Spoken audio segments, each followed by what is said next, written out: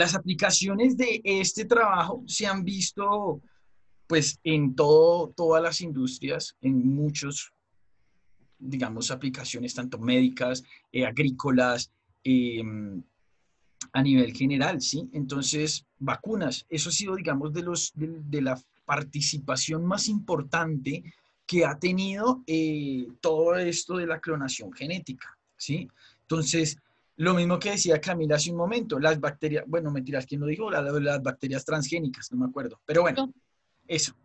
Las bacterias transgénicas entonces nos han ayudado a desarrollar fármacos para poder combatir ciertas enfermedades, ¿sí? Entonces, el mismo ejemplo que vimos ahorita, tomamos la bacteria, le introducimos el plásmido en el cual va a tener el gen que va a expresar esa proteína, la proteína contra, qué sé yo, contra cualquier patógeno que se le venga a la cabeza. Entonces, eso ha ayudado precisamente a eso. Y a partir de esa clonación génica es que se puede, digamos, ensayar pues la patogenicidad y la inmunogenicidad de las vacunas en estos tejidos. Es decir, creamos la bacteria, sacamos el gen, lo metemos en células y miramos cómo reacciona esa célula respecto a la enfermedad. Entonces, si la enfermedad viene hacia esa célula y el gen está ahí y expresa ese gen, pues ¿qué va a pasar con la enfermedad? Se va a retirar o no va a poder infectar esa célula, ya que en su gen, en su genética, va a estar impreso esto, ¿listo? Entonces va a permitir expresar ese fenotipo, ¿listo? ¿Qué es fenotipo? Un rasgo. Un rasgo. Un rasgo, ¿cierto? Un rasgo que expresa un gen, ¿cierto? Dentro de la industria alimentaria, en la industria alimentaria, ¿dónde es que vemos esto de la clonación genética? ¿Cómo es que se dice? En lo que nos puse a investigar. Transgénicos. En los alimentos transgénicos, ¿cierto? Y como ya les dije, pues industria farmacéutica y química, listo, agricultura y ganadería. Esa, digamos, para mí es de las más importantes, la agricultura y la ganadería. Y pues dentro de la industria alimentaria va más como ligado a ciertos productos, ¿sí? Como digamos a producir ciertos productos, más que digamos la parte de la agricultura, porque la parte de los transgénicos del escándalo es más ligado a la agricultura, que es pues la siembra y todo esto, ¿listo? Y también hay que tener en cuenta que parte de esto también nos ha ayudado como a reducir el consumo de alimentos con contaminantes, ¿sí? Y con contaminantes, ¿a qué me refiero? A pesticidas, ¿listo? Porque, por ejemplo, cuando yo les digo a ustedes, si yo tengo no sé, un terreno, ¿sí? Un terreno boscoso, literalmente boscoso, ¿sí? En medio de la selva, lo corto y siembro, no sé, maíz. ¿Ustedes qué piensan? ¿Que eso es bueno o que eso es malo? Malo para nuestra salud, ¿no? Porque ellos tienen bioquímicos y esos bioquímicos no hacen daño para el organismo, ¿no? Bueno, pero yo hablo a nivel ambiental. A nivel ambiental, ¿qué pasa? ¿Qué creen que pasa? ¿Será bueno o será malo? O sea, cortar esa parte boscosa y sembrar maíz, sembrar, no sé, papa, yuca, cualquier tipo de estos alimentos. Yo creo que será malo porque, digamos, afecta, digamos, como el oxígeno y eso afecta como la parte respiratoria. Quita más el oxígeno puro que para las otras cosas. Bueno, digamos que de cierta manera podríamos relacionar eso, pero no va tanto ligado a eso. Lo que pasa es que cuando nosotros hablamos de la palabra bosque, hablamos de una gama de muchas plantas, ¿sí? Plantas chiquitas, plantas altas, plantas verdes, plantas cafés, plantas amarillas, de todo, ¿sí? O sea, hay de todo. Y eso permite que haya, digamos, dentro de ese mismo ecosistema, eh, digamos, cambio de oxígeno, intercambio de gases. Por ejemplo, cuando hay un árbol grande, por lo general hay plantas pequeñas a su alrededor, entonces, digamos, ese árbol grande las va a cubrir del sol directo. Sí, o sea, muchas de esas cosas permiten eso. Y también, digamos, cuando nosotros cultivamos o cuando, digamos, por ejemplo, si ustedes tienen familia en Boyacá o en el campo, les habrán preguntado que ellos muchas veces tienen que usar pesticidas. ¿Por qué?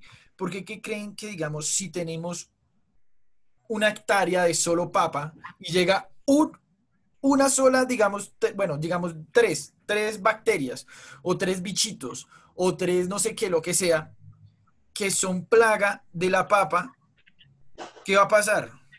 Se arruina todo el cultivo. Y se van a multiplicar de sobremanera y van a acabar con todo el cultivo, ¿cierto? Pero ¿qué pasa si esos mismos tres bichitos llegan a una zona donde hay mucha variedad de plantas? No, ya, Afecta tanto yo creo porque que ya afecta demasiado, ¿no? Exactamente, ya no les va a afectar. ¿Por qué? Pues porque realmente ellos solo afectan a la papa y pues si llegan a un lugar donde no hay papa, pues ¿qué va a pasar? Se van a quedar así como, bueno, ¿y ahora qué comemos? ¿Cierto? Entonces, pues eso también, digamos, ha ayudado o en la parte de la agricultura. Entonces, de pronto, reitero otra vez el ejemplo que les dije ahorita, como esa planta que le metieron los genes de la araña, de pronto es para la resistencia a alguna plaga, quién sabe, liberar algún tipo de algo que retalie esa plaga y le diga, no, usted no puede comer de acá porque si no, vea, se muere, ¿sí?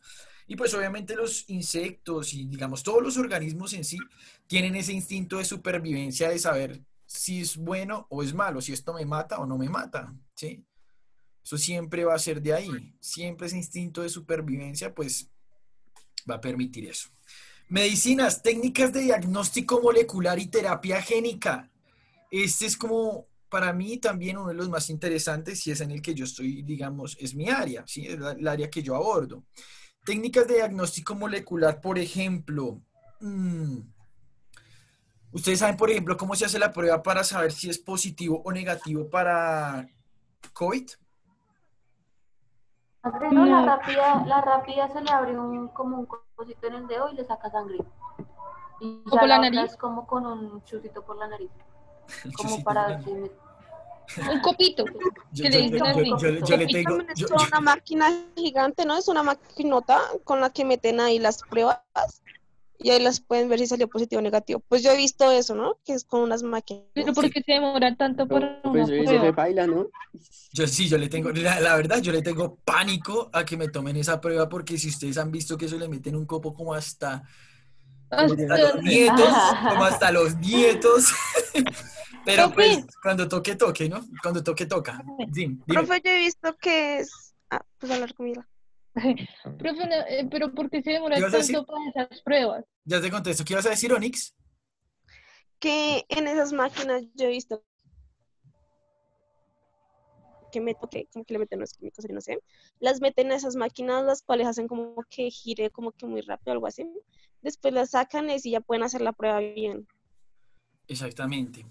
Entonces, ¿por qué se demoran tanto? Ustedes se acuerdan cuando vimos el proceso de transcripción y traducción, ¿cierto? Ustedes recuerdan de algo que se llaman los promotores, ¿cierto? Los promotores eran como unas Sí. señales donde se iban a pegar ciertos factores de transcripción, ¿cierto? Para poder, digamos, sacar el ARN mensajero. De igual forma, en la replicación del ADN también hay ciertas señales.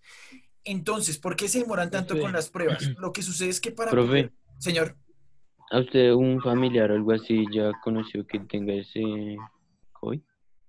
Sí, ya tengo varios conocidos y de hecho ya también Yo conozco también. personas que han muerto por eso. Aquí en el barrio habían en la otra casa de mi mamá, habían como 6, 7 contagiados en la casa. Les tocó sacarlos todos para el hospital. Sí, es bien complicado ese asunto, pero pues mientras que permanezcamos en casa juiciosos, pues no va a pasar gran cosa. Y el ¿Listo? autolavado y todo eso. El autocuidado, eso es lo principal, realmente, el autocuidado, el lavado de manos, porque pues el lavado de manos es lo más fundamental en eso, ya que pues esto es un virus de una capa lipídica y pues la capa lipídica se deshace con el jabón, ¿sí? El lavado de manos tiene que durar aproximadamente 40 segundos a un minuto por si ustedes son de los que llegaban y se bañaban las manos así como con agüita y un poquito de jabón y chao, no, eso tiene que durar su tiempo, ¿listo? Pero bueno, no me saquen del tema. Entonces, ¿por qué esas pruebas se demoran tanto? Lo que pasa, chicos, es que dentro, digamos, de la replicación genética, o sea, realmente lo que hacen aquí que es ampliar un gen. ¿Y cuál es el gen que van a ampliar? El gen que pues genera la enfermedad del COVID, de la COVID, ¿listo? Y pues se toma la muestra de la persona, ¿por qué? Porque al hacer, digamos, secuencias génicas, se va a mirar si dentro de la secuencia que tiene la persona está esa secuencia que codifica para la COVID, ¿cierto? ¿Y por qué se demoran tanto? Pues porque en este país es muy complicado todo, ¿sí? O sea, si realmente esas muestras son complicadas, pues aquí es muchísimo más complicado. Y pues realmente se necesitan muchos elementos, muchísimos reactivos, que necesitan primers, que necesitan cebado, bueno, los cebadores son los mismos primers, que necesitan polimerasas. Acá recordando a la filósofa Gina y su polimerasa, se requiere varios reactivos, ¿sí? Entonces, esos reactivos muchas veces pues se demoran, ¿sí? Y pues a la persona no es que le tomen la muestra y ahí mismo la monten a un equipo de PCR, sino que digamos hace como una fila, básicamente, de otras muestras, ¿sí? Y por eso es que se demoran tanto. Porque pues son muchas las muestras que se toman al día y realmente la capacidad para poder analizar muestras en este país es bajísima. O sea, realmente los laboratorios que están haciendo esos análisis son muy pocos, ¿sí?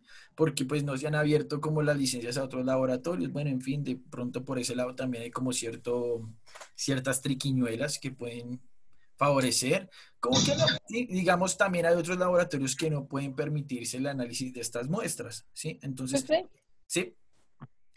pero ¿usted cree que si saca la vacuna de este año o toca esperar el próximo año? Ya el otro año. Yo ¿Porque siendo, dice en octubre o dicen en agosto? yo siendo positivo, o sea, Sí. poniéndole todo mi corazón a que ojalá esto termine, pues realmente, No. chicos, empecemos yo creo que por ahí a mediados del 2021 podremos estar un poquito otra vez más tranquilos, ¿sí? Porque pues sí, Ojalá. la vacuna ahorita está en síntesis y ya digamos como lo que hablamos ahorita, ya pasó la fase 3, ¿sí? Entonces, ¿Cuántas fases son? son Profe, 3, pero sinceramente yo no me son vacuno. 3 fases. Y pues primero tienen que sintetizarla y sacarla en grandes cantidades, ¿sí?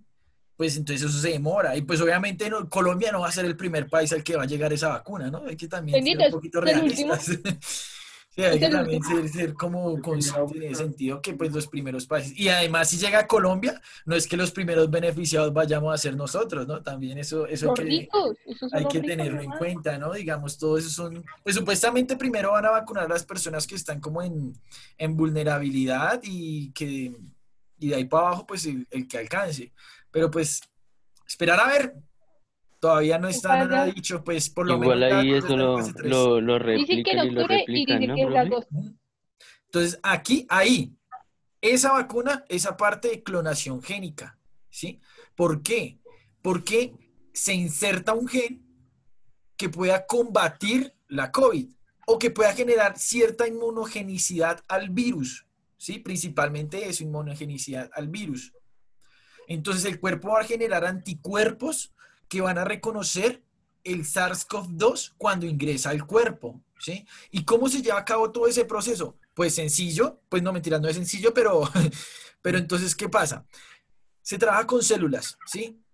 Se trabaja con plásmidos. En el plásmido, entonces, básicamente se mira cuáles son las formas en que se podrían combatir el virus o la enfermedad, porque también es importante saber que podemos combatir es principalmente la enfermedad, que es lo que realmente genera el daño, ¿sí? Entonces se introduce el plásmido dentro de la bacteria. Se replica la bacteria por clonación génica y pues sabemos que a la clonación génica pues van a salir, todas sus descendencias van a salir con ese plásmido. Entonces lo que se hace es recogerse todos esos plásmidos, ¿sí? Por medio de purificación de ADN, se recoge todo eso y pues se llevan a células. Y por recombinación genética, las células van a tener ese gen. Y pues ahí coge y se mete el virus. Si el virus ataca a la célula, pues entonces no sirvió. Pero si el virus no ataca a la célula, entonces se mira si se pueden hacer más ensayos con otros tejidos, con animales, etcétera, etcétera, etcétera, para mirar si todo funciona. Y si funciona, pues ahí está la vacuna. Pero pues realmente son procesos muy difíciles. O sea, eso lleva tiempo y sintetizar. Y bueno, ahorita porque le están metiendo toda la ficha, pero realmente sacar una vacuna lleva su tiempo. Y digamos, si se va a combatir el virus principalmente, también hay que tener en cuenta que pues posiblemente se va a tener, digamos, como muchos refuerzos, porque pues los anticuerpos que reconocen algún patógeno duran cierto tiempo en el cuerpo, ¿sí? Entonces, también es importante tener en cuenta eso.